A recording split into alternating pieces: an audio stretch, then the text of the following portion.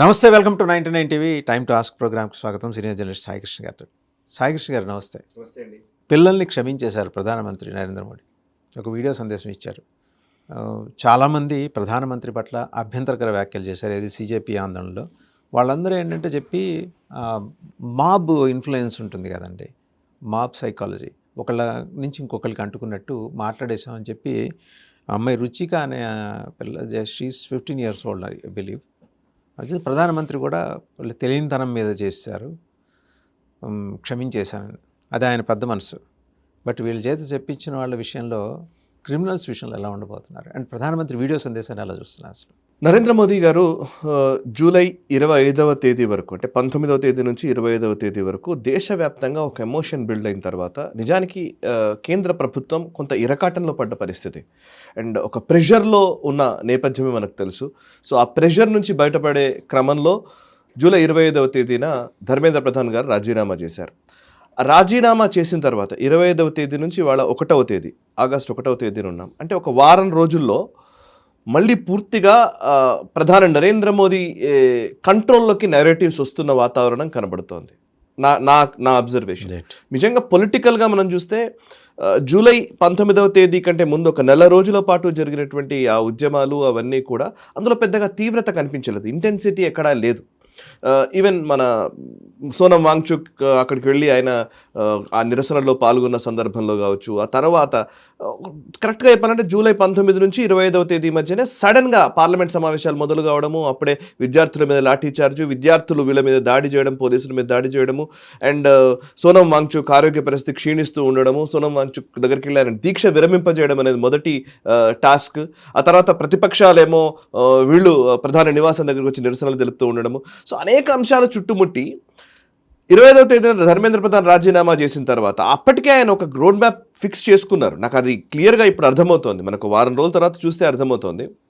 నరేంద్ర మోదీ నిన్న కూడా మనం అనుకున్నాం, నరేంద్ర మోదీ గారు యాక్షన్ ప్లాన్ ఎవరికి అర్థం కూడా కాదు.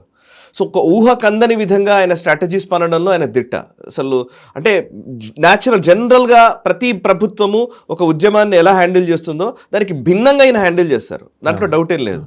అంటే ఎప్పుడు ఆయన ఈవెన్ ఫార్మర్స్ ప్రొటెస్ట్ సమయంలో కూడా ఆయన అసలు వెనక్కి తీసుకుంటారు అని కూడా ఎవరు ఊహించలేదు. అప్పుడు ఆయన వెనక్కి తీసుకున్నారు. కొన్ని సందర్భాల్లో ఆయన ఎంత ఫాస్ట్గా, ఇప్పుడు ఆర్టికల్ 370 తర్వాత కశ్మీర్ని దిగ్బంధించి పూర్తిగా అక్కడ ఉన్నటువంటి మొత్తం ఆల్మోస్ట్ అష్టదిగ్బంధనం చేసి కశ్మీర్ని కంట్రోల్ చేయగలిగారు. కశ్మీర్ని బై ఫోర్స్ ఆయన కంట్రోల్ చేయగలిగారు. At the same time force చేస్తూనే ఇంకోవైపు డెవలప్మెంటల్ యాక్టివిటీస్ చూపించారు. But farmers protest force apply చేయలేదు, ఎక్కడ ఫోర్స్ అప్లై చేయకుండా ఆయన సబ్సైడ్ చేశారు. ఇప్పుడు ఈవెన్ దీంట్లో కూడా ఫోర్స్ అప్లై చేయకుండానే ఇంకో కొత్త పద్ధతి ఏదో ఎంచుకున్నారని నాకు అనిపిస్తుంది. నాకు అనిపించేది ఏంటంటే లాస్ట్ కొన్ని రోజుల నుంచి ప్రతి 2 రోజులకు ఒకసారి ఆల్టర్నేట్ డేస్ యావరేజ్గా చూస్తే ఆయన ఖచ్చితంగా ఏదో ఒక వీడియో సందేశం రిలీజ్ చేస్తున్నారు, ఒక సెల్ఫీ వీడియో రిలీజ్ చేస్తున్నారు. సో ఆ క్రమంలోనే నిన్న వచ్చినటువంటి సెల్ఫీ వీడియో కూడా చాలా కీలకం. ఇప్పటిదాకా వీళ్ళందరి ఆర్గ్యుమెంట్స్ ఏంటి? ప్రధాని నరేంద్ర మోదీ ఫాసిస్ట్లా బిహేవ్ చేస్తున్నాడు, ఒక డిక్టేటర్లా బిహేవ్ చేస్తున్నారు, నియంతలా మారిపోయింది ప్రభుత్వము అండ్ రాజ్యాంగ విరుద్ధంగా వాళ్ళు వ్యవహరిస్తున్నారు. ఇవి కదా వీళ్ళు చేసిన ఆర్గ్యుమెంట్స్. దాన్ని బేస్ చేసుకునే కదా నరేంద్ర మోదీని అనరాని మాటలన్నీ అన్నారు. ఇవాళ ఏం జరిగింది? ఫాసిస్ట్ అయితే విద్యార్థుల మీద కేసులు ఎందుకు ఎత్తేస్తారు? క్వశ్చన్ వెంటనే వచ్చేస్తుంది. ఒకవేళ నిజంగానే నరేంద్ర మోదీ గారు చిన్నపిల్లల మీద లేదా ఈ విద్యార్థుల మీద పగ తీర్చుకునే వ్యక్తే అయితే గనక ఇవాళ ఆయన నేను క్షమిస్తున్నానని ఎందుకు చెప్తారు? సో ఎవరు ఊహించరు ఇవన్నీ. ఆయన అసలు యాక్చువల్లీ ధర్మేంద్ర ప్రధాన్ రాజీనామా చేస్తారా అనే క్వశ్చన్ వచ్చినప్పుడు ఆయన రాజీనామా చేయించేశారు. సో ఇంకోటి ఏంటంటే, నేను ఒక ఇంటెలిజెన్స్ వ్యక్తులతో కొంతమంది మాడుతుంటే ఇంటెలిజెన్స్ వాళ్ళ రిపోర్ట్స్ ఆధారంగా ఉన్న విషయం ఏంటంటే, ఇదే అంటే కరెక్ట్గా జూలై 20వ తేదీన ఎప్పుడైతే లాఠీచార్జ్ జరిగిందో, ఈ జంతర్ మంతర్ నుంచి బయటకు వచ్చేటప్పుడు వాళ్ళు పోలీసులను ప్రొవోక్ చేయడము, పోలీసులు విధిలేని పరిస్థితుల్లో లాఠీచార్జ్ చేయడం అవన్నీ మనకు తెలుసు కదా. యాక్చువల్లీ జూలై 20వ తేదీ జంతర్ మంతర్ దగ్గర జరిగినటువంటి సీన్ని వాళ్ళు మేలోనే ఎక్స్పెక్ట్ చేశారు. అభిజిత్ దిప్కే ఎయిర్పోర్ట్లో దిగేటప్పుడే ఎక్స్పెక్ట్ చేశారు. ఎయిర్పోర్ట్లో దిగేటప్పుడు వదిలేసింది ప్రభుత్వం. ఆయన అసలు ఎక్కడ కాన్ఫిడెంట్ చేయలేదు, ఆపలేదు కూడా. అక్కడ నుంచి పోలీస్ స్టేషన్కి వచ్చి పర్మిషన్ తీసుకున్నాడు, జంతర్ మంతర్లో మేము నిరసన జరుపుతామంటే. అప్పుడు కూడా అసలు పట్టించుకోలేదు, వదిలేశారు. నిజానికి అక్కడే ఆపొచ్చు, మామూలుగా అయితే ఎనీ ప్రభుత్వం, ఏ ప్రభుత్వమైనా కానీ ఒక ప్రొటెస్ట్లకు వెళుతున్నారు అని అంటే హౌస్ అరెస్ట్లు చేయడం అనేది ఆనవాయితీ. మన దేశంలో అసలు చాలా కామన్ అది. మనకు తెలుసు కదా, ఏ లీడర్ వచ్చినా కానీ ఎవరు చేస్తున్నారన్నా కానీ ఏదో చిన్న ఇష్యూ ఉంది అని అంటే ఇంటెలిజెన్స్ నివేదికల ఆధారంగా చూస్తే మనము హౌస్ అరెస్ట్లు చేయడము, వాళ్ళని అసలు వెళ్ళడానికి వీలు లేకుండా చేయడము, ఇవన్నీ మనం చూస్తూ ఉంటాం. బట్ ఎక్కడా చేయలేదు. అభిజిత్ దిప్కేని వదిలేశారు, పోలీస్ స్టేషన్ దగ్గర వదిలేశారు, జంతర్ మంతర్ దగ్గరికి వెళ్ళే క్రమంలో ఆయన జంతర్ మంతర్ దగ్గర వదిలేశారు. మీరు ఎన్ని రోజులు దీక్ష చేస్తారో చేయండి అన్నారు. అన్నీ వదిలేస్తూనే వచ్చారు. జూలై 20వ తేదీన సిచ్యువేషన్ అరైజ్ అయింది. ఇట్లాంటిది ఒక సీరియస్నెస్ వచ్చింది. ఒక వారం రోజుల్లో ఒక ప్రెషర్ బిల్డ్ అయింది. బట్ ఎస్, అన్నీ ఒప్పుకోవడం వల్ల ఇవాళ నరేంద్ర మోదీ గారు ప్రజలకి చెప్పే విషయంలో ఎస్, నరేంద్ర మోదీ అన్నీ చెప్తున్నారు కదా, ఇప్పుడు ఏమైంది మరి, వీళ్ళు ఎందుకు ఇంతగా పట్టుబడుతున్నారు, ఎందుకు ఇన్ని మాటలు అన్నారు, ఇన్ని మాటలు అన్నా కూడా ఆయనే క్షమించానంటున్నారు. నిన్న ఒక వ్యాఖ్య చేశారండి మోదీ గారు. ఏమన్నారంటే, మనం మామూలుగా మాట్లాడేటప్పుడు ఏదైనా తినేటప్పుడు మన పళ్ళ మధ్యలో నాలుక ఇరుక్కుపోతూ ఉంటుంది. నాలుక ఇరుక్కుపోయినప్పుడు ఒక్కోసారి రక్తం కూడా వస్తుంది, చాలా బాధ అనిపిస్తుంది. కానీ పళ్ళు మనవే, నాలుక మనదే. సో మనము రెండింటినీ ఏమి అనలేం కదా. సో ఇప్పుడు ఈ పిల్లలు కూడా మన వాళ్ళే అన్నారు. అంటే అదొక ఇంట్లో పెద్ద మనిషి ఎలాగైతే మాట్లాడతారో, మన ఇంట్లో ఉండే పెద్దవాళ్ళు, అరే మన పిల్లోడే కదరా, ఓనింగ్ ద చిల్డ్రన్. ఇది ఇక్కడే నాకు ఆర్ఎస్ఎస్ ఒక ప్రచార స్థానంలో ఉండేవాళ్ళు ఎలా మాట్లాడతారో అలా మాట్లాడారు. వాసు గారు, నిజంగా మీరు అంటే నాకు చాలా అనిపించింది. ఒక సందర్భంలో ఆర్ఎస్ఎస్ ప్రచారక ఒక అతను నాకు చెప్పారు సార్, నిజంగా నాకు చాలా ఆశ్చర్యం వేసింది. ఆ మాటతో నేను ఆగిపోయాను ఒక సెకండ్. అసలు నిజంగా దాని మీద ఆలోచించడం మొదలుపెట్టాను. ఏంటంటే, ఇంత గొడవ చేస్తున్నారు కదండి, ఇంత వాళ్ళు అటువైపు గొడవ చేస్తుంటే ఇటువైపు ఒక కౌంటర్గా మనం ఒక ఉద్యమం ఏమైనా చేయిస్తే బాగుండేది కదా. ఇటువైపు కూడా ఏబీవీపీ వాళ్ళు ఉన్నారు, ఇటువైపు కూడా చాలామంది ఉన్నారు కదా, అటువైపు ఉద్యమం జరుగుతున్నప్పుడు ఇక్కడ కూడా చేయాలి కదా అంటే ఆయన ఒక్క మాట అన్నారు సార్, నాకు అసలు చాలా ఆశ్చర్యం వేసింది. ఏంటంటే, సార్ వాళ్ళు దేశాన్ని విడగొట్టడానికి ప్రయత్నం చేస్తున్నారు, మనము అదే పని చేస్తే ఇంకా విడిపోతాం. వాళ్ళకు మనకు ఒక ఘర్షణ వాతావరణం వస్తుంది సార్. వాళ్ళకు దేశం పట్ల ఎటువంటి బాధ్యత లేదు, కానీ మనకు బాధ్యత ఉంది ఈ దేశం పట్ల. ఈ దేశాన్ని కాపాడుకునే బాధ్యత మనది జాతీయవాదులుగా. మనం ఎలా చేస్తామన్నాడు. అసలు నిజంగా ఒక సెకండ్ నాకు మాట రాలేదు. లిటరల్లీ ఆలోచిస్తే నిజమే కదా అనిపించింది. మనం చూస్తే అటువైపు వాడికి ఏం బాధ ఉందండి, తాడు బొంగరం లేదు. లిటరల్లీ మాట్లాడితే వాడు మోదీని తిడతాడు, వాడు ఎవరినైనా తిట్టేస్తాడు, పోలీసుల మీద దాడి చేస్తా అంటాడు, ఇన్స్టాగ్రామ్లో వచ్చే లైక్ల కోసం, వ్యూస్ కోసం ఏ ఎక్స్ట్రీమ్కైనా వెళ్ళేటువంటి ఒక మనస్థితి ఉన్న పరిస్థితిలో, మానసిక స్థితిలో వాళ్ళు ఉంటే వాళ్ళని మీరు ఇప్పుడు ఏమన్నా ఏం ప్రయోజనం? సో అందుకే నరేంద్ర మోదీ గారు నిన్న చేసినటువంటి వీడియో ఖచ్చితంగా అది చాలా ఎమోషనల్గా ప్రజల్లోకి రీచ్ అవుతుంది. నా లెక్కలో ఆలోచిస్తూ ఉంటే కంటిన్యూస్గా మనం చూస్తూ ఉంటే ఆయన ప్రతిదీ డైరెక్ట్గా యంగ్స్టర్స్తో మాట్లాడుతున్నారు. ఇక ఇంకో అంశం చెప్తాను. ఒకవేళ ఇటువైపు మాట్లాడుతూనే ఆయన కేవలం అందరినీ సంతృప్తి పరిచే ప్రయత్నము, సముదాయించే ప్రయత్నమే చేస్తున్నారా, దానికి కన్ఫైన్ అవుతున్నారంటే మళ్ళీ అది బలహీనత అవుతుంది. కేవలం ఎదుటోళ్ళని సంతృప్తి పరచడం అయితే బలహీనత అవుతుంది, అంతే కదా. కాదు, బలమైన అంశాలు కూడా ఇటువైపు జరుగుతున్నాయి. మీరు ఫర్ ఎగ్జాంపుల్ చూస్తే వీళ్ళ డిమాండ్స్ ఏంటంటే, సిజేపీ అండ్ కాంగ్రెస్ వీళ్ళు చేసిన డిమాండ్స్ మేజర్గా ధర్మేంద్ర ప్రధాన్ రాజీనామా చేయాలి, ఓకే అన్నాము. అండ్ పోలీసులు కేసులు ఎత్తేస్తామన్నాము. అండ్ ఇంకోవైపు పార్లమెంట్లో చర్చ జరగాలన్నాము. చర్చ కాదు, ఒక చట్టమే తీసుకొచ్చాము. ఓకే, సో ఇవన్నీ జరిగాయి కదా.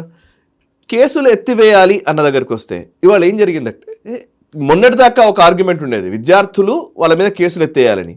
ఇవాళ ఏమైందంటే, సరిగ్గా వాళ్ళని ఎక్స్పోజ్ చేయడం కూడా చాలా పద్ధతిగా, వ్యూహాత్మకంగా ఎక్స్పోజ్ చేశారు. ఫర్ ఎగ్జాంపుల్ మీరు చూస్తే పోలీసులు ఒక లిస్ట్ రిలీజ్ చేశారు. 2800 పైచిలకు మంది పైన కేసులు ఉన్నాయని, నేర చరిత్ర ఉంది అని చెప్పేసి వదిలేశారు.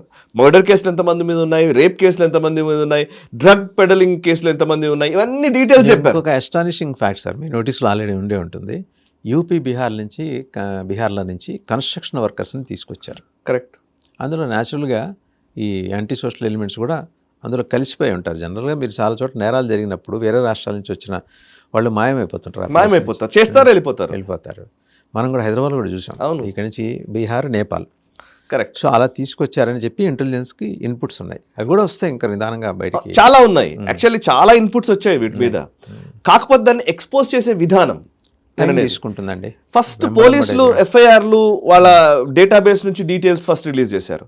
రెండోది పోలీసు కుటుంబ సభ్యులు వచ్చి ప్రెస్ మీట్ పెట్టారు. ఇది నిజంగా చెప్పాలంటే ఒకసారిగా షాకింగే బొద్దింకలకి వీళ్ళకి. పోలీస్ కుటుంబ సభ్యులు వచ్చి మరి మాకు మానవ హక్కులు ఉండవా, మా పైన ఎలాంటి దాడులు జరిగాయి చూడండి విజువల్స్ చూపిస్తున్నామని చెప్పి విజువల్స్ చూపించారు. ఇటువైపు ఏమో రాహుల్ గాంధీ పెల్లెట్ గన్స్ జరిగాయని చెప్పేసి విజువల్స్ చూపిస్తూ ఉంటే, ఇంకోవైపు వాళ్ళు చేసిన దాడుల్లో పోలీసుల మీద ఎటువంటి అటాక్స్ జరిగాయో వీళ్ళు విజువల్స్ చూపించడం మొదలుపెట్టారు. ఇంకోవైపు సోషల్ బాయ్కాట్ జరుగుతోంది చాలా ప్లేసుల్లో. మీరు అబ్జర్వ్ చేస్తే కొంతమంది అమ్మాయిలు ఎవరైతే ఇష్టం వచ్చినట్టుగా మాట్లాడిన వాళ్ళు ఉన్నారో వాళ్ళని ఇళ్లను ఖాళీ చేయమంటున్నారు కొన్ని సందర్భాల్లో. కొన్ని ప్లేసుల్లో అయితే వాళ్ళను లేదు మీతో నేను అసలు ఫ్రెండ్షిప్ చేయడానికి ఇష్టపడలేదని చెప్పేసి కొంతమంది మాట్లాడుతున్న సందర్భాలు ఉన్నాయి. ఆ సోషల్ బాయ్కాట్ అనేది వచ్చేసరికి ఓ మై గాడ్, నేను ఏదో వ్యూస్ కోసమనో లేకపోతే ఇన్స్టాగ్రామ్లో లైక్స్ కోసమనో నేను ఈ ప్రయత్నం చేశాను కానీ బట్ నేను చేసింది తప్పే అని వాళ్ళు కూడా ఒక్కసారిగా కొంతమంది క్షమాపణలు చెప్తున్న వాళ్ళు ఉన్నారు. దిస్ మిస్గైడెడ్ పీపుల్ చాలా మంది ఉంటారు, రెగ్యులర్గా ప్రతి ఉద్యమంలో జరుగుతూనే ఉంటారు. అసలు వ్యక్తులు కొంతమంది ఉంటారు. వీళ్ళని ఎక్స్పోజ్ చేసే పని కూడా కంటిన్యూస్గా నడుస్తోంది. ఇంకో కీలకమైన విషయం అంటే సోనం వాంగ్చుక్ లాంటి వాడే వందే భారత్లో పోతూ చెప్పాడు, వెళ్తూ మాట్లాడాడు కదా, వందే భారత్ని పొగుడుతాడు, చీనా బ్రిడ్జిని పొగుడుతాడు.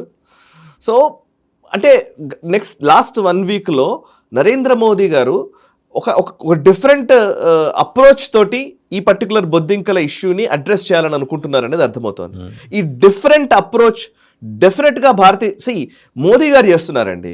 పాయింట్ ఏంటంటే కింద వరకు ఉన్నటువంటి బీజేపీ ఆ క్యాడర్ ఉంది చూసారా, ఆ క్యాడర్లోనే సమస్య ఉంది. క్యాడర్ అంటే కింద స్థాయిలో కాదు, మధ్యలో మిడ్ లెవెల్ లీడర్షిప్ ఉంటుంది చూసారా, ఇక్కడ మార్పు రాకపోతే నరేంద్ర మోదీ గారు ఎన్ని చెప్పినా కూడా మళ్ళీ అదే పరిస్థితిలోకి వెళ్ళే ప్రమాదం ఉంది. ఇంకోవైపు మెటా మీద కేసు నమోదు చేశారు, మీకు తెలుసు అనుకుంటా. ఇవాళ నిన్ననే ఇక్కడ మన తెలంగాణలో ఉన్న ఐటీ సెల్ వాళ్ళే హెడ్ క్వార్టర్స్ ఉంది కదా ఇక్కడ. అవును, and Telangana BJP IT cell వాళ్ళే కేసు ఫైల్ చేసింది. ఏమని అంటే మెటా ఇండియా, మీరు 2 పద్ధతులు ఉన్నాయి. ఒకటి మోదీ గారి వీడియోని ఒక 3-4 గంటలు ఆపేశారు, అది ఒకటి. రెండో అంశం ఏంటంటే ఈ పర్టికులర్ ఇన్సిడెంట్ నుంచి అంటే ఈ పర్టికులర్ ఇష్యూ తర్వాత ఇన్స్టాగ్రామ్లో మీరు కావాలని నరేంద్ర మోదీని తిడుతున్న విజువల్స్, లేకపోతే ఏఐని యూజ్ చేసి చాలా జుగుప్సాకరంగా మోదీని దూషిస్తున్నటువంటి విజువల్స్, వాటిని ఎందుకు మీరు ఆపలేదు అని. మీరు జాతీయవాదులు అయితే అన్ని ఆపేస్తారు కదా. లాస్ట్ సురేష్ కొచ్చాట్ల గారి ఐడీలు కూడా చాలాసార్లు ఆగిపోయినాయి, మాది కూడా ఫేస్బుక్ చాలాసార్లు ఆపేస్తుంది. బట్ మీరు వాళ్ళని ఎందుకు ఆపట్లేదు అంటే మీరు కావాలని చేస్తున్నది, సో యూఆర్ లయబుల్ అని వీళ్ళు కంప్లైంట్ చేశారు. అంటే ఒకవైపు టెక్నికల్గా సోషల్ మీడియా ప్లాట్ఫామ్స్ మీద వాళ్ళని జవాబుదారీతనం వాళ్ళ నుంచి తీసుకునే ప్రయత్నం చేస్తున్నాము, అకౌంటబుల్ చేస్తున్నాము. ఇంకోవైపు పిల్లలకు సంబంధించి వచ్చినప్పుడు ఇంకోవైపు వాళ్ళని ఎక్స్పోజ్ చేస్తూనే లేదు పెద్ద మనసుతో నేను వాళ్ళని క్షమిస్తున్నానని చెప్పే ప్రయత్నం నరేంద్ర మోదీ చేస్తున్నారు. ఇంకోవైపు పోలీస్ కుటుంబ సభ్యులకు సంబంధించినటువంటి వాటిని తీసుకొస్తున్నారు. ఎవరైతే ఉద్యమకారులు ఉన్నారో ముఖ్యంగా సోనం వాంగ్చుక్ లాంటి వాడే ప్రశంసించే స్థాయికి తీసుకొచ్చారు. ఇవాళ ఎక్స్పోజ్ చేయాల్సిన బాధ్యత మన పైన ఉంది. నిజంగా ఎవరెవరంటే అభిజిత్ దిప్కే, సౌరవ్ దాస్, నిజంగా చెప్పాలంటే వీళ్ళు అశుతోష్ ట్రాంకా, వీళ్ళని మనము ఎక్స్పోజ్ చేయాల్సిన సందర్భం ఇది. బికాజ్ వీళ్ళు హీరోలు కాదు, వీళ్ళు ప్రజల్ని మభ్య పెడుతున్నారు, భ్రమల్ని క్రియేట్ చేస్తూ ఉన్నారు. ఇంకా చెప్పాలంటే యూత్ని తమకు అనుగుణంగా మలుచుకొని తమ అవసరాల కోసం, తమ రాజకీయ ప్రయోజనాల కోసం వీళ్ళని వాడుకుంటున్నారు. సుప్రీంకోర్టును కూడా హెచ్చరిస్తున్నారు కదండి, ఒంటి వేలుతోటి చూపుడు. వాళ్ళకు పార్లమెంటు అక్కర్లేదు, పొలిటీషియన్స్, ప్రభుత్వ సంస్థలతో సంబంధం లేదు, సుప్రీంకోర్టుతో సంబంధం లేదు. ఎవరినైనా సరే ఏమైనా అనేస్తాం మేము, ఎవరిని గౌరవించాం మేము, బికాజ్ మేము జెన్జీ. ఈ యాటిట్యూడ్ అసలు కరెక్ట్ కాదు. ఈ యాటిట్యూడ్ ఖచ్చితంగా దీన్ని మనం అడ్డుకోవాల్సిందే. రైట్. ఇక 2 టాపిక్లోకి వెళ్తే కనుక మనం చూస్తే 19 ఏళ్ల తర్వాత అండి తస్లీమా నస్రీన్ వెస్ట్ బెంగాల్లో అడుగుపెట్టింది. మనకు గుర్తుంది, ఆవిడ హైదరాబాద్ కూడా వచ్చారు, ప్రెస్ క్లబ్లో పెద్ద రగడైంది. తెలిసిందే, మజ్లిస్ ఎమ్మెల్యేలు మూకుమ్మడిగా ఆమె మీద దాడి చేయడానికి ఆ సమయంలో అక్కడే ఉన్న కవరేజ్ కోసం వెళ్ళినప్పుడు. సో ఆమె జర్నీని ఎలా చూడాలి తస్లీమా నస్రీన్? సో నిజంగా చెప్పాలంటే తస్లీమా నస్రీన్ అనే పేరు చాలామందికి ఈ జనరేషన్లో వాళ్ళకి తెలియదు. ఇప్పుడున్నటువంటి ఈ జెన్జీ ఉద్యమం జరుగుతున్న తర్వాత ఈ జెన్జీకి సంబంధించి వాళ్ళు ఏదైనా మాట్లాడవచ్చు, మేము ఫ్రీడమ్ ఆఫ్ ఎక్స్ప్రెషన్ అని అనుకుంటున్నారు. ప్రధాని నరేంద్ర మోదీని కూడా దూషించవచ్చు, ఎవరినైనా ఏమైనా అనొచ్చు, సీతమ్మ వారిని ఏమైనా అనొచ్చు, రాముడిని ఏమైనా అనొచ్చు. నా ప్రాథమిక హక్కు ఇది, నా భావ ప్రకటన స్వేచ్ఛ హక్కు అనేదాన్ని మేము ఇష్టం వచ్చినట్టు యూజ్ చేస్తామనే జెన్జీ ఉద్యమాల్ని మనం చూస్తున్న టైంలో అసలు యంగ్ ఏజ్లో ఒక తస్లీమా నస్రీన్ దశాబ్దాలుగా, నిజంగా చెప్పాలంటే 1980 నుంచి ఇప్పటివరకు అంటే ఆల్మోస్ట్ 40 years 40 సంవత్సరాలుగా ఆమె అడుగడుగునా ఇస్లామిక్ మతోన్మాదులకు సంబంధించినటువంటి అనేక దాడులను ఆమె ఎదుర్కొంటూ వచ్చారు, నిలబడ్డారు. So this same feminism concept మన దగ్గర వర్తిస్తుంటుంది కదా చాలా వరకు. ఫెమినిజం అనే మాటలు ఇప్పుడు మన దగ్గర ఉన్నటువంటి ఐద్వా కావచ్చు, లేకపోతే ఉమెన్ రైట్స్ ఆర్గనైజేషన్స్ కావచ్చు, వీళ్ళందరూ బాగా మాట్లాడుతుంటారు కదా. వీళ్ళందరికీ ఉమెన్ ఎంపవర్మెంట్ అంటే హిందూ దేవీ దేవతల్ని దూషించడము, హిందూ దేవీ దేవతల్ని తిట్టడం భావ ప్రకటన స్వేచ్ఛ కిందకి వస్తుంది. అదే ఇస్లాంకి సంబంధించి ఒక మాట మాట్లాడితే వాళ్ళపైన ఎటువంటి పరిస్థితి ఉంటుంది, వాళ్ళు ఏ పరిస్థితిని ఎదుర్కోవాల్సి వస్తుంది అనేది Taslima Nasreen is an example, live example. ఆమె 1990వ దశకంలో 80వ దశకంలో మీకు తెలుసు ఆమె డాక్యుమెంటరీ నావెల్ ఒకటి రాసింది, లజ్జా అనే పేరుతో ఒక నావెల్ రాసింది. ఆ లజ్జా అనే నావెల్ని బ్యాన్ చేశారు.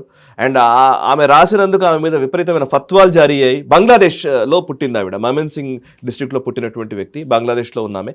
బంగ్లాదేశ్లో ఆమె రాసిన నావెల్కి వ్యతిరేకంగా అనేక ఉద్యమాలు, అనేక మంది ఆమెను ఫత్వాలు జారీ చేశారు, చంపుతామని చెప్పారు, బెదిరింపులు చేశారు. లాస్ట్కు బంగ్లాదేశ్ పౌరసత్వాన్ని రద్దు చేసింది.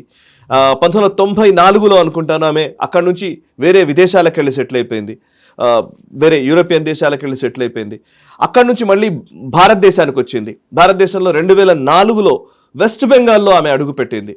ఆమె బెంగాలీ, ఆమెకు బెంగాలీ కల్చర్ అంటే చాలా ఇష్టం. ఆ బెంగాలీ భాషలో ఆమె రాసినటువంటి పుస్తకాలు చాలా సంచలనం అయ్యాయి. నిజానికి ఆమె ఇస్లాంలో ఆమె పుట్టింది కాబట్టి ఆమె సెక్యులర్, ఆమె నిజంగా చెప్పాలంటే ఆమె పుట్టింది. కానీ ఆమె ఎదుర్కొన్నటువంటి సంఘటనలు ఏంటి, ఆమె చిన్నప్పటి నుంచి కూడా ఆమె ఎదుర్కొన్నటువంటి సమస్యలు ఏంటి, రిలీజియన్ పరంగా ఆమె ఎటువంటి ఇబ్బందులను ఎదుర్కొంది, ఇవన్నింటినీ కలిపి ఆమె పుస్తకాలు రాస్తూ వచ్చింది. దానికి ఫత్వాలు జారీ చేస్తే ఇవన్నీ చేసి బయటకు వెళ్ళిపోయే దేశాల్లో ఉండి మళ్ళీ తర్వాత వెస్ట్ బెంగాల్కి వచ్చి ఉండి 2004 వచ్చింది వెస్ట్ బెంగాల్కి. అప్పుడు కమ్యూనిస్టు ప్రభుత్వం. వీళ్ళు కమ్యూనిస్టులు అంత విచిత్రంగా ఉంటుందనంటే వీళ్ళ వ్యవహార శైలి. నిజంగా కమ్యూనిస్టు ప్రభుత్వాలకి అసలు మతమే అక్కర్లేదు, మతానికి సంబంధించిన విషయం మేము పట్టించుకోమంటారు, రైట్? సో హిందూ దేవీ దేవతల్ని తిడితే అది గొప్ప సెక్యులర్ అనమాట వాడు. అదే ఇస్లామిక్ సంబంధించినటువంటి ఒక మాట మాట్లాడితే నో, ఇది సెక్యులరిజంకి విఘాతం, ఇది మీరు ఒకరి మతాన్ని ఎలా మీరు విభేదిస్తారు, మత విశ్వాసాలను ఎలా మీరు కాదంటారు, ఇది కమ్యూనిస్టుల సిద్ధాంతం. మీరు చూడండి, ఎనీ కమ్యూనిస్ట్ నాయకుడు హిందూ దేవతల గురించే మాట్లాడతారు. ఇప్పుడు ద్రౌపదిని గురించి రాస్తారు, మహాభారతాన్ని విమర్శిస్తారు, లేదంటే రామాయణం గురించి ఇష్టం వచ్చినట్టు మాట్లాడతారు, రాముణ్ణి దూషిస్తారు. ఓకే, హిందూ దేవీ దేవతల్ని పదే దూషిస్తూ వస్తుంటారు. హిందూ స్క్రిప్చర్స్ అన్నీ కూడా రిగ్రెసివ్ అంటారు. ఇదంతా కూడా పాత చింతకాయలు, అసలు మొదం వేదాలు ఇవన్నీ కూడా, ఉపనిషత్తులు ఇవన్నీ కూడా బూటకము, ఇట్లాంటి మాటలు మాట్లాడతారు. అయితే ఇస్లామిక్ గురించి మాత్రం ఒక మాట మాట్లాడద్దు. ఒక మాట మాట్లాడామనుకోండి సెక్యులరిజానికి విఘాతం. ఇది ఒక ఐరనీ ఈ దేశంలో. సో కమ్యూనిస్టు ప్రభుత్వమే ఉన్నప్పుడు 2004లో జరిగింది. 2007కు వచ్చేసరికి ఆమె మీరన్న ఈ మన 2007లోనే జరిగింది. రాజశేఖర రెడ్డి గారు ముఖ్యమంత్రిగా ఉన్నారు ఆ టైంలో. ప్రెస్ క్లబ్ లో ఆమె వస్తే మీరే చెప్పండి, ఇంకా మీరు రిపోర్ట్ చేసి. ఐ వాజ్ విట్నెస్ అండి, నేను ఐ విట్నెస్. మాట్లాడబోతుంటే మజ్లిస్ ఎమ్మెల్యేలు దూకుడుగా వచ్చి ఆమె మీద దాడి చేశారు. పోలీస్ ప్రొటెక్షన్ తోటి షీ వాజ్ వెంట్ అవుట్ అండి. అక్కడి నుంచి తీసుకెళ్ళిపోయారు ఆమెని. అది ప్రత్యక్షంగా చూశాను. అంటే చాలా భయానక వాతావరణం. ఆ రోజు ఆమెకు ప్రొటెక్షన్ లేకపోతే చంపేసేవాళ్ళు. అలాంటిది ఆల్మోస్ట్ అలాగే వచ్చారు వాళ్ళు. వచ్చింది మనకి ఈ తెలుగు సినిమాల్లో సుమోలో వేసుకుని వస్తారు చూడండి, ఆ టైప్లో వచ్చారు వాళ్ళు. వచ్చారు, కర్రలు చేతిలో రకరకాల వెపన్స్ తోటి వచ్చారు వాళ్ళ అనుచరగణం. But somehow he was rescued. ఆ రోజు లేకపోతే మరి తస్లీమా నస్రీన్కి ఏ రకమైన ప్రమాదం జరిగి ఉండేది మనం చెప్పలేం, ఊహించలేం కూడా. అప్పుడు అదే కమ్యూనిస్టుల ప్రభుత్వం బెంగాల్లో ఉండింది. కమ్యూనిస్టులు 2007లో ఆమెని బెంగాల్ నుంచి పంపించేశారు. ఆమె వచ్చి ఇక్కడ హైదరాబాద్కి ఏదో ప్రెస్ క్లబ్లో ఆమె పుస్తకం గురించి సమీక్ష కోసమే వచ్చింది. అప్పుడు ఎంఐఎం వాళ్ళు దాడి చేశారు. అక్కడ నుంచి మళ్ళీ 2007లో మళ్ళీ ఆమె వెళ్ళిపోయింది. స్వీడన్లో అక్కడ ఇక్కడ తలదాచుకుంటూ ఉంది. 19 సంవత్సరాల తర్వాత ఇప్పుడు వెస్ట్ బెంగాల్లో మళ్ళీ కోల్కతాలో అడుగుపెట్టింది ఆమె. కోల్కతాలో సుబేందు అధికారి ముఖ్య అతిథిగా వచ్చినటువంటి ఒక సమావేశానికి తస్లీమా నస్రీన్ చేరుకున్నారు. అంటే ఇన్ని సంవత్సరాల నుంచి ఆమె 1980లో రాసింది లజ్జా, ఈ రోజుకి 40 సంవత్సరాలు. 40 సంవత్సరాల్లో బంగ్లాదేశ్ నుంచి భారత్కి వచ్చింది, కోల్కతా నుంచి తరిమివేయబడింది, అటు స్వీడన్ వేరే దేశాల్లో తిరిగి ట్రావెల్డ్ ఇన్ ట్రబుల్డ్ వాటర్స్ అండి. ట్రబుల్డ్ అసలు ఎంత ట్రబుల్ అండి, అది మామూలు ట్రబుల్ వాట్స్ కాదు అది నిజంగా చెప్పాలంటే. బట్ ఆమె కన్విక్షన్ ని నిజంగా మనం అప్రిషియేట్ చేయాలి. నిలబడ్డారు, కన్విక్షన్ ఉందో తోటి ఆవిడ నిలబడ్డారు. అన్ని టఫ్ టైమ్స్ ని ఫేస్ చేశారు, రఫ్ వెదర్ ని ఫేస్ చేశారు, ఇక్కడ దాకా వచ్చారు. మరి వీళ్ళు ఏం మాడతారు బెంగాల్లో ఉన్న కమ్యూనిస్టులు, లేకపోతే ఇంకా అంతా అయిపోయింది అనుకున్న తర్వాత అక్కడ అరకొర మిగిలిన కమ్యూనిస్టు నేతలు ఏం మాట్లాడతారు ఇప్పుడు ఈ విషయంలో, లేకపోతే సెక్యులరిస్టులు అని చెప్పుకునే వాళ్ళు ఏం మాట్లాడతారు, రాహుల్ గాంధీలు ఏం మాట్లాడతారు ఇప్పుడు? వీళ్ళెవరూ మాట్లాడరు అసలు. వాళ్ళకి ఎందుకంటే వాళ్ళకి ఓటు బ్యాంక్ మాత్రమే కావాలి, నిజమైన సెక్యులరిజం కాదండి. ఇక్కడ భారతదేశంలో సెక్యులరిజం అంటే అర్థం ఏంటంటే ముస్లిం appeasement. It is just an appeasement, that is called secularism in India. నిజమైన సెక్యులరిజం ఇస్ డిఫరెంట్. సెక్యులరిజం అనే మాటని వాడుకొని ఇది ఈవెన్ ముస్లిం సమాజాన్ని కూడా వీళ్ళు తప్పుదోవ పట్టిస్తారు. లిటరల్లీ మాట్లాడితే నిజంగా ముస్లిం సమాజాన్ని కూడా తప్పుదోవ పట్టిస్తారు. నిజంగానే ఇప్పుడు ఆమె రాసింది తప్పు అనుకోండి, ఆమె రాసింది తప్పు అయితే మన దగ్గర రామాయణ విషవృక్షం కూడా తప్పే. ఇప్పుడు మరి రంగనాయకమ్మని కూడా మరి అదే విధంగా ట్రీట్ చేస్తే మీరు ఊరుకుంటారా? ఇప్పుడు తస్లిమా నస్రీన్ ఏ విధంగా అయితే ట్రీట్ చేశారో అలాగే రంగనాయకమ్మని ట్రీట్ చేస్తే ఊరుకుంటారా? ఊరుకోరు కదా. రంగనాయకమ్మకి విపరీతమైన గౌరవం ఇచ్చిందా లేదా ఈ పర్టికులర్ తెలుగు రాష్ట్రాల్లోని మీడియా ఉన్నటువంటి వాళ్ళు అందరూ కూడా? బట్ తస్లిమా నస్రీన్కి ఎందుకు వర్తించదు అది? మీరు అక్కడ మనం అలా లెక్కేస్తే ఈవెన్ మనం గుడిపాటి వెంకటాచలం రాసిన రచనలు కూడా నేను చలం అంటే నాకు చాలా ఇష్టం, నేను చాలా చదివాను పుస్తకాలు అయినది. మరి చలం ఎంతగా విమర్శించారు? కనీస విమర్శని ఓర్చుకోలేనటువంటి ఒక మతాన్ని మనం ఎందుకు ఎంకరేజ్ చేయాలి సార్? ఇప్పుడు ఎంఎఫ్ హుస్సేన్ అబ్యూస్ చేశాడు కదా సరస్వతి దేవిని, అని నగ్న చిత్రం గీసి వదిలినప్పుడు ఏమైపోయారండి వీళ్ళందరూ? కరెక్ట్. మనకు ఎంతమంది ఎన్నో రకాలైనటువంటి పుస్తకాలు, అది మనము చెప్తే అసలు నిజంగా మాట్లాడితే భారతదేశంలోనే ఇప్పుడు ఈ పర్టికులర్ నిజంగా సెక్యులరిజం అంటే ఎదుటివాడు దూషించినా సరే ఓర్చుకోవాలి అనేదే సెక్యులరిజం అయితే కనుక హిందువులను మించిన సెక్యులర్ లేరు అన్డౌటెడ్లీ. ఓకే, అంతేనా కదా? ఇప్పుడు మరి ఎన్ని సంవత్సరాల నుంచి ఈ దూషణలు ఇవన్నీ జరుగుతున్నాయి. నిన్న కాక మొన్న అన్నారు కదా సార్, సీతాపతి నీతాపతి అని చెప్పి జంతర్ మంతర్లో వాడిని ఏం చేశారు? కేసులు మాఫీ చేశాం మనం, పోనీలే మిస్గైడెడ్ అని చెప్పి. మావోయిస్టులు ఈ దేశంలో ఎంతమందిని అసలు విపరీతంగా తప్పుదోవ పట్టించారు, ఎంతమంది ఒక లెక్క కాదు ఇక్కడ. బట్ అయినా అంటే నేను తస్లిమా నస్రీన్ గురించి ఎందుకు ఈ తరం తెలుసుకోవాలి అని అంటే కనుక దిస్ ఈజ్ హౌ ఒక్కొక్కసారి కొంతమంది నిజంగా ఫ్రీడమ్ ఆఫ్ ఎక్స్ప్రెషన్ని గురించి మాట్లాడితే అది కొంతమందికి వర్తిస్తుంది, ఇంకొందరికి వర్తించదు. ఈ హిపోక్రసీని మనం ఎక్స్పోజ్ చేయడం కోసమే నేను ఈ టాపిక్ గురించి మాట్లాడాలను. రైట్. శరణార్థులు యూరోప్ని ఎలా కబళించేస్తుంది అంటే చరిత్ర ఒకసారి చూస్తే సిరియా సంక్షోభం తర్వాత ఆకలితో అలమటిస్తున్న వాళ్ళ పట్ల జాలి, కరుణ, ప్రేమ అవన్నీ చూపిద్దాం అనుకొని వాళ్ళని తీసుకొచ్చి శరణార్థులుగా వాళ్ళకి అనేక వసతులు కల్పించి చదువు సంజలు ఇప్పించి వాళ్ళకి రకరకాల సౌకర్యాలు కల్పించి తర్వాత కబళించేస్తున్నారు శరణార్థులు ఆ దేశాలని.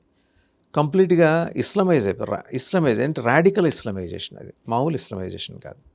ఇప్పుడు మీరు బ్రిటన్ చూస్తున్నారు, కీలకమైన రాజ్యాంగ పదవుల్లో కూడా శరణార్థులు ఉండే పరిస్థితి, లేకపోతే వాళ్ళ సంతానం ఉండే పరిస్థితి. ఇటలీ, ఫ్రాన్స్లకు కూడా అలాంటి పరిస్థితి దాపురించిపోతుంది. ఎందుకంటే సరిహద్దులు మూసేశారు. మొరాకో నుంచి వస్తున్న ఈ శరణార్థుల కారణంగా సరిహద్దులు మూసేయాల్సి, అంటే ఇప్పుడు అప్రమత్తమైందా యూరోపియన్ సమాజం? అప్రమత్తం అనే కంటే కూడా అసలు యాక్చువల్లీ స్పెయిన్ ప్రధాని పెడ్రో సాంచెజ్ ఆయన చేసినటువంటి ఒక పిచ్చి పని ఒక రకంగా చెప్పాలంటే. మామూలుగా యూరోపియన్ యూనియన్లో మీరు ఇందాక చెప్పినట్టుగా సిరియాలో క్రైసిస్ కానివ్వండి, మిడిల్ ఈస్ట్ క్రైసిస్ ఏది వచ్చినా కానీ అందులోనూ చాలామంది శరణార్థులు యూరోప్లోకి వచ్చారు. వాళ్ళకు ఒక గిల్ట్ ఫీలింగ్ ఉంది ఆ సమాజంలో చాలా సంవత్సరాల నుంచి. అంటే బ్రిటిషర్స్ టైంలో కూడా మనం చాలా వరకు కాలనీస్గా మార్చుకొని చాలామందిని వేధించాము.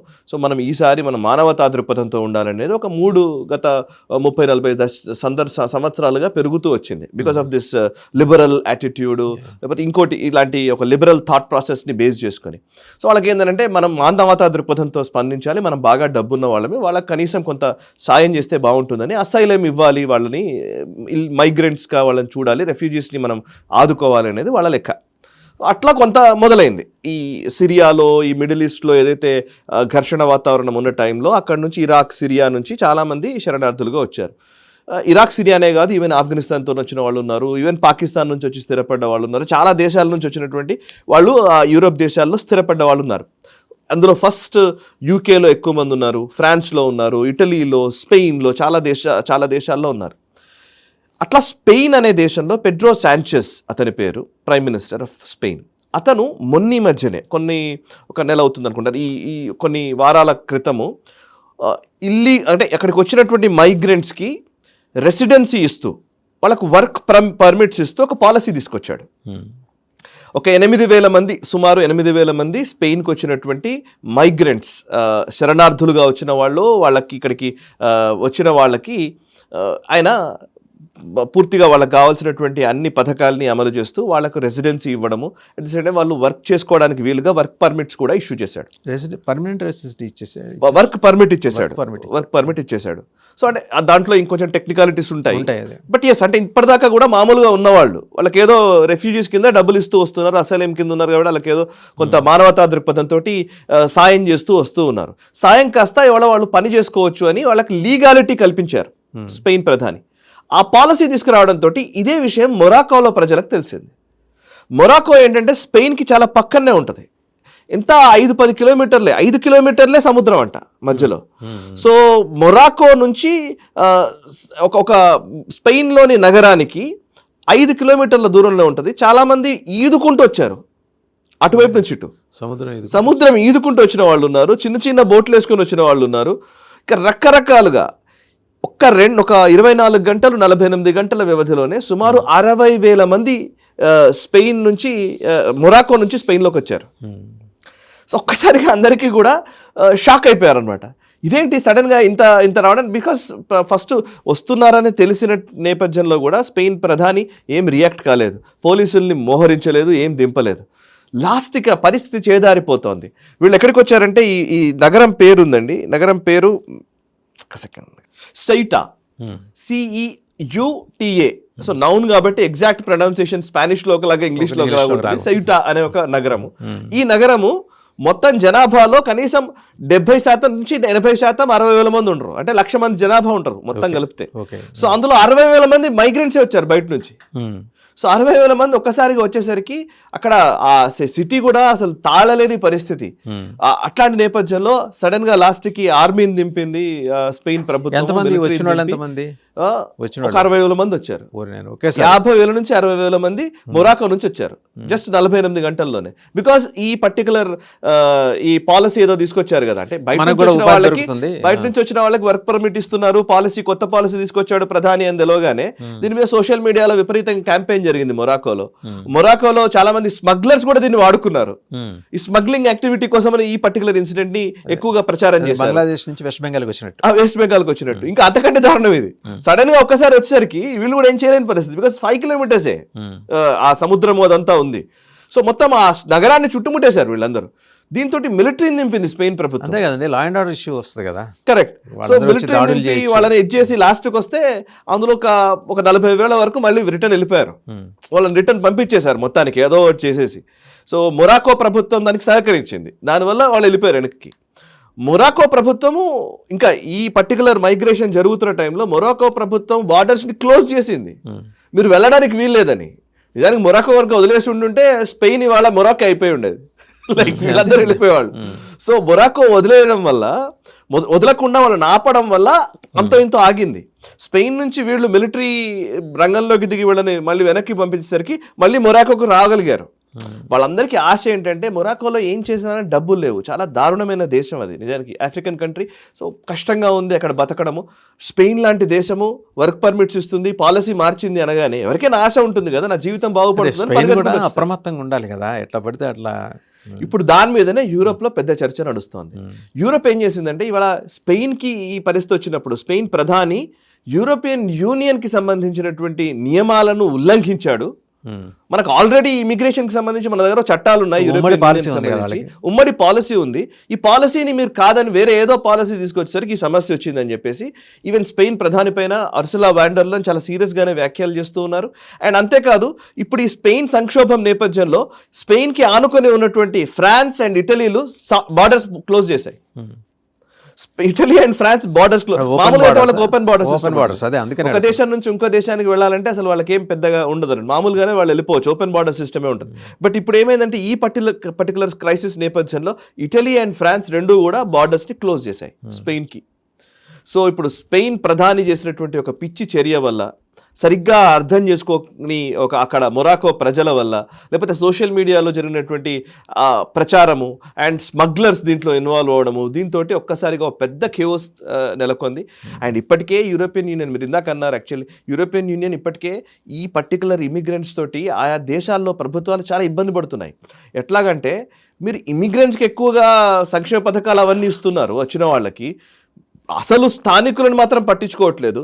ఏదైనా మాట్లాడితే వాడు ఇస్లామోఫోబియా అంటున్నారు, మా మీదనే కేసులు పెడుతున్నారు. సో మేము ఇంకోటి తెలుసా మీకు, ఇట్లాంటి కేసులు కొన్ని చెప్తాను నేను. యూరోప్లోనే ఏదో దేశంలో మొన్న మధ్యనే క్రిస్మస్ టైంలో పెద్ద పెద్ద స్టార్ పెట్టారట ఇంటి ఎదురుగా. స్టార్ పెడితే ఎదురుగా ఇంట్లో ఉండేవాడు ఇస్లాం సంబంధించిన వాడు, మైగ్రెంట్ ఎక్కడి నుంచో వచ్చినవాడు, తను పోలీస్ కంప్లైంట్ చేశాడు. ఎదుటి ఇంట్లో స్టార్ పెట్టుకున్నాడు, ఆ స్టార్ పెట్టడం వల్ల నా మనోభావాలు హర్ట్ అవుతున్నాయి, పెట్టకూడదు అని అంటే పోలీసులు వచ్చి స్టార్ తీసేపిచ్చారు. క్రిస్టియన్ కంట్రీలో స్టార్ తీసేయమని చెప్పారు.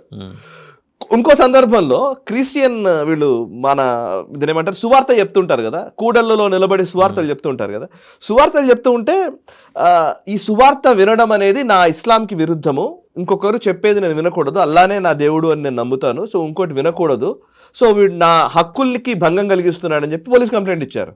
వచ్చి ఈ పర్టికులర్ సువార్త చెప్తున్న పాస్టర్ని అరెస్ట్ చేశారు, సువార్థికుడిని అరెస్ట్ చేశారు. సో అమెరికాలో రీసెంట్గా అమెరికాలో ఏం జరిగిందంటే, అమెరికాలో ఒక సెనేట్లో ఒక బిల్ పెట్టారు, ఒక ప్రైవేట్ మెంబర్ బిల్ ఏదో పెట్టారు. ఏంటి అని అంటే కనుక ఈ సువార్త ప్రకటించే వాళ్ళకి అవకాశం కల్పించండి అని అమెరికాలో. మీరు అర్థం చేసుకోండి. సో బేసిక్ మన దగ్గర ఆ ప్రాబ్లం లేదు, ఇక్కడ మన దగ్గర ప్రాబ్లం ఉందని వీళ్ళు అంటారు, కానీ మన దగ్గర మైకులు పెట్టుకుని హ్యాపీగా ఇందిరా పార్క్ అక్కడ ఇక్కడ పెట్టుకుంటారు కదా. అమెరికాలో మా సువార్త చెప్పే వాళ్ళని ప్రొటెక్ట్ చేయండి అని చెప్పి ప్రైవేట్ బిల్ పెడుతున్న సందర్భం వచ్చింది. యూరోప్లో అయితే అసలు ఈ మధ్య కాలంలో అసలు వాళ్ళకి అర్థం కావట్లేదు, ఈ వచ్చిన వాడు నేను సెన్స్ అండి. Did the European sense that Islam too much Islamization is going on? Sense కాదు, అసలు ప్రొటెస్ట్ చేస్తున్నారు వాళ్ళు, విపరీతంగా ప్రొటెస్ట్లు జరుగుతున్నాయి. అంటే రైట్ వర్సెస్ లెఫ్ట్ ప్రొటెస్ట్లు జరుగుతున్నాయి. లెఫ్ట్ కూడా కాదు, ఇది ఇస్లాం వర్సెస్ క్రిస్టియన్ ఫండమెంటలిస్ట్లకి మధ్య ఒక యుద్ధమే నడుస్తోంది. అమెరికాలో యూకేలో రోడ్ల మీదకి వచ్చి నిరసనలు తెలుపుతున్నారు. ఈవెన్ ఫ్రాన్స్లో అదే పరిస్థితి. ఇప్పుడు జార్జియా మెలోనీ ఎన్నిక దేనికి సంకేతం అనుకుంటున్నారు? అసలు జార్జియా మెలోనీ కంటే ముందున్నటువంటి ఇటలీ ప్రధానులు అందరూ కూడా ఇస్లామోఫోబియాని ఎక్కువగా ఎంకరేజ్ చేసుకుంటూ వచ్చారు. ఇప్పుడు జార్జియా మెలోనీ ఏంటి అంటే right wing she is the right wing person leader actually. So ఆమెకి ఇప్పుడు అందుకే అంత ఆదరణ.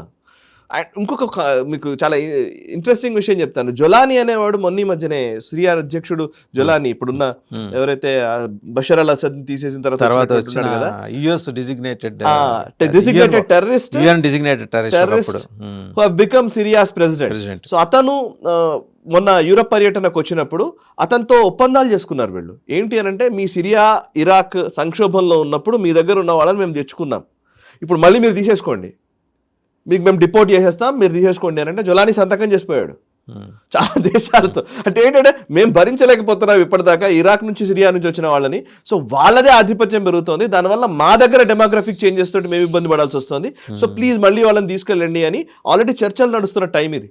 అర్సలా వ్యాండర్లాండ్లు వీళ్ళందరూ కూడా హ్యూమన్ రైట్స్ యాక్టివిస్టులుగా పేరెన్నిక కన్న వాళ్ళు కదా వీళ్ళంతా. అర్సలా వ్యాండర్లాండ్ ఆమె చెప్తోంది వాళ్ళ ఈ మైగ్రెంట్ ఇష్యూ చాలా సీరియస్ ఇష్యూ, దీన్ని మనం హ్యాండిల్ చేయాలని. సో యూరోప్లో ఇది వచ్చిన మార్పు. సరే వాట్ ఎవర్, ఇప్పుడు ప్రస్తుతం స్పెయిన్ ప్రధాని చేసినటువంటి ఒక తప్పిదం వల్ల అండ్ ఓవరాల్గా మొరాకీ ప్రజలు ఒక్కసారిగా ఇక్కడికి రావడము, దాన్ని మళ్ళీ వాళ్ళని అందులో అందరినీ కాకపోయినా ఒక 80% పంపించగలిగారేమో కదా. అంటే ఇప్పుడు ఆ 50 అంటే మామూలుగా ఈ అసోసియేట్ ప్రెస్ లేకపోతే వీళ్ళు ఇస్తున్న రిపోర్ట్ ప్రకారం, BBC రాయిటర్స్ రిపోర్ట్స్ ప్రకారం ఏంటంటే 56,000 మంది లోపలికి వచ్చారని తెలుస్తోంది. 56,000 మందిలో ఒక 40,000 మందిని రిటర్న్ పంపించుంటారండి. ఒక 8-10,000 మంది ఉండవచ్చు అని ఒక అంచనా. సో అంటే 8-10,000 అయినా చిన్న నెంబర్ కాదు, ఒకళ్ళిద్దరుంటే చాలా వాళ్ళు. ఎగ్జాక్ట్లీ, చాలా చిన్న నెంబర్ ఏమీ కాదు. వాళ్ళందరికీ ఇప్పుడు మళ్ళీ ఏం చేయాలి, మళ్ళీ ఇంకో కొత్త క్రైసిస్. ఇప్పుడు మొరాకో బాగుంది కాబట్టి పర్వాలేదు, మొరాకో ప్రభుత్వమే వదిలేస్తే. దేశాలు అనుకోండి ఇలా ఈదుకుంటూ వచ్చే వాళ్ళ విషయంలో కొన్ని చట్టాలు ఉంటాయి, వాళ్ళని డిటైన్ చేయటమో, వాళ్ళని అడ్రస్ చేయటమో, నిర్బంధించడమో, మళ్ళీ పక్కకి పంపించడం, వాళ్ళకి ఉన్నాయో లేవో అలాంటి చట్టాలు. చిన్న చిన్న దేశాలు అండ్ యూరోపియన్ సమాజం ఓపెన్గా ఉంది కదా, ఇన్నాళ్ళు చాలా లిబరల్గా ఉంది కదా. అవును. ఇప్పుడు ఒకవేళ ప్రతిఘటన మొదలైతే ప్రమాదకరమైన పరిస్థితులు కూడా దాపురించే చాలా సూచనలు ప్రమాదకరమైన కనిపిస్తున్నాయి. పరిస్థితులు ఉంటాయి. Yes, correct. So European Union సంఘటితంగా ఎదుర్కోవాల్సిన సమస్య ఇది. అందరూ కలిసి చేసే పనిలోనే ఇప్పుడు ఈ పొలిటికల్ ఇంట్రెస్ట్ల కోసం కొంతమంది చేస్తారు. ఇప్పుడు ఎందుకు పొలిటికల్ ఇంట్రెస్ట్లు వస్తాయనంటే, ఇప్పుడు వాళ్ళకు లీగల్ రైట్స్ ఇచ్చామనుకోండి. ఇప్పుడు మనం బెంగాల్లో మమతా బెనర్జీని చూసాం కదా, ఎందుకు బంగ్లాదేశీలకి లీగల్ రైట్స్ ఇవ్వాలనుకుందామే? వాళ్ళందరూ డైరెక్ట్ ఓట్ బ్యాంక్, ఇమ్మీడియట్లీ మనకు ఓట్ బ్యాంక్ వచ్చేసింది. ఇప్పుడు మన ప్రాబ్లం ఏంటంటే ప్రభుత్వ వ్యతిరేకత ఉందనుకోండి. ఫర్ ఎగ్జాంపుల్ ఒక 100 మంది ఉన్నారు సార్ మన దగ్గర, జస్ట్ 100 మంది తీసుకుందాం. 100 మంది ఓటర్లలో ఒక 60 మంది మనకు అగేన్స్ట్గా ఉన్నారనుకోండి. 60 మంది మనకు అగేన్స్ట్గా ప్రభుత్వ వ్యతిరేకత బిల్డ్ అవుతుంది అనుకోండి. ఈ 40 మంది అనుకూలంగా ఉందనుకోండి. ఇంకో 20 మందిని యాడ్ చేసుకున్నాం అనుకోండి, ఈ బయట నుంచి వచ్చిన వాళ్ళని, మనకు 60 మంది అవుతారుగా. సో 30 మంది యాడ్ అయ్యారు అనుకోండి, 70 మంది అవుతారుగా. సో ఈ లాజిక్స్లోనే వర్క్ జరుగుతోంది. బయట నుంచి వచ్చిన వాళ్ళందరూ డైరెక్ట్ ఓట్ బ్యాంక్. నేను ఆధార్ కార్డు ఇస్తాను, ఓటర్ ఐడి ఇస్తాను, నువ్వు నాకు ఓటేసే, అయిపోయింది, దట్స్ ఇట్. సో ఆ పరిస్థితి నుంచే మమతా బెనర్జీ స్ట్రాంగ్గా 40% ఆమె ఓటు బ్యాంక్ని రెడీ చేసి పెట్టుకుంది. అందుకే ఆమె క్లియర్ అప్పీజ్మెంట్, ఇంకా నువ్వు ఏది చెప్పినా అదే కరెక్ట్ అంతే. నేను ఒక బెంగాలీతో మాట్లాడుతున్నాను. నిన్న ఒక బెంగాలీ వచ్చారు, మై వైఫ్స్ కొలీగ్ యాక్చువల్లీ. ఆమె చెప్తూ ఉంది తెలుసా, ఆమె ఒక 20 ఏళ్ల నుంచి వాళ్ళు అబ్జర్వ్ చేస్తున్నారు కదా, వాళ్ళు చెప్తున్నారు అసలు పరిస్థితి ఎంత దారుణంగా ఉండేది అని అంటే, ఆమె చెప్తుంటే నాకు కళ్ళమెట నీళ్ళు వచ్చాయి. ఒకసారి తమ కాలనీ నుంచి తాము బయటకు వెళ్ళాలంటే భయపడే పరిస్థితి వచ్చేదట. అక్కడే పుట్టి పెరిగిన మనుషులు వీళ్ళు, బెంగాలీలు. వాళ్ళ ఫాదర్ ఒక ప్రొఫెసర్, ఆమె మంచి కాలనీ ఉండేదంట. ఆ కాలనీలోంచి ఆమె బయటకు వెళ్ళాలంటే ఆమె భయపడే పరిస్థితులు ఉండేదట. పుట్టి పెరిగినటువంటి ఆ ప్లేస్లో ఆమె భయపడ్డటువంటి పరిస్థితి because of this Bangladeshi infiltrators. వీళ్ళు వచ్చిన ఇమిగ్రెంట్స్ వల్ల, ఇక్కడ బయట నుంచి వచ్చిన చొరబాటుదారుల వల్ల వాడు ఎప్పుడు ఏం చేస్తాడో తెలియదు. పక్కింటికి వచ్చి కూర్చున్నాడు, ఏం చేయాలి నేను? సో ఆ తీవ్రత నుంచే ఈ ఓటింగ్ జరిగింది అంతే. సో ఒక లెసన్ ఇది. థ్యాంక్ యూ సాయికృష్ణ గారు. Thank you. సో చూసాం కదా, ఇది యూరోపియన్ సమాజంలో ఇవాళ పుట్టుకొచ్చిన సమస్య కాదు. ఏళ్ల తరబడి ఆ శరణార్థుల్ని నెత్తికెక్కించుకుని డ్యాన్స్ కట్టించుకున్న నేరానికి యూరోపియన్ దేశాలన్నీ సఫర్ అవుతున్నాయి. ఇవాళ స్పెయిన్ ప్రధాని తీసుకున్న ఏకపక్ష నిర్ణయంతో ఈ ఇబ్బంది. ఎనేహో ఆయనతోటి మరి యూరోపియన్ యూనియన్ ప్రెసిడెంట్ మాట్లాడారు. సమిష్టిగా మనకంటూ ఒక వ్యవస్థ ఉన్నప్పుడు ఆ వ్యవస్థకు లోబడి నిర్ణయాలు తీసుకోవాలి. ఇప్పటికే too much radicalization, too much Islamization కారణంగా మన అస్తిత్వాన్ని కోల్పోతున్నాము. 2-3 ఉదాహరణలు సాయికృష్ణ గారు మెన్షన్ చేశారు. ఒక చర్చి పాస్టర్ వీధి కూడల్లో సువార్త చెప్పుకుంటే వాడి మీద కేసు పెడతారు. పాపం ఆయన అది ఎదుర్కోవాల్సి వచ్చింది.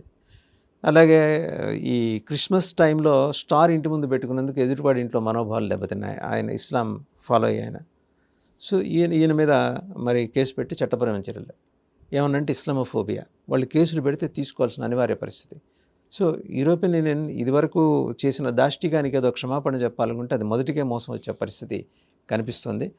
వాళ్ళు మేలుకుంటున్నారు, అది మన దాకా రాకుండా మనం జాగ్రత్త పడాలి. ఆల్రెడీ వచ్చింది, పెరిగి పెద్దది కాకుండా జాగ్రత్త పడాల్సిన అవసరం గురించి చెప్పడం కోసమే ఈ ప్రస్తావన.